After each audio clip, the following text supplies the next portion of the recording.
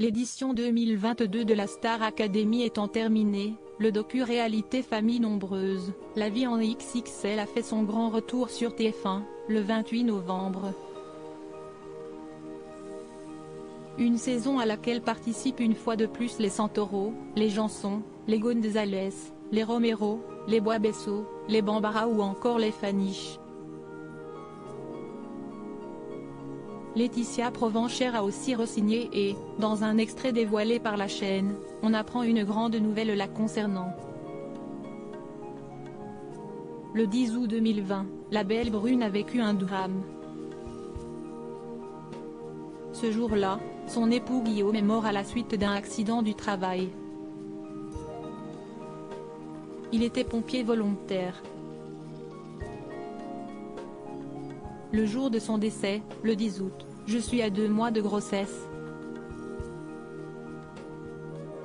Guillaume a fait une chute, 2 jours auparavant. Il était en intervention sur une toiture et il est tombé sur la tête, ça l'a plongé dans le coma tout de suite, confiait-elle au micro du podcast Le Tourbillon. Depuis, Siesti donc seule qu'elle élève ses 4 enfants Nolan, 3 ans, Amy, Lina et Noelia, 1 an. Un quotidien qu'elle dévoile dans Famille nombreuse, La vie en XXL. Sans surprise, son histoire a bouleversé le public qui se plaît à suivre son évolution. Si jusqu'ici elle était toujours un cœur à prendre, elle n'avait pas caché qu'elle espérait rencontrer de nouveau l'amour un jour. Mais à l'époque, elle n'était pas encore prête à ouvrir son cœur. Il fallait en plus trouver un homme qui accepte ses enfants. Et le grand jour est semble-t-il arrivé pour Laetitia Provenchère.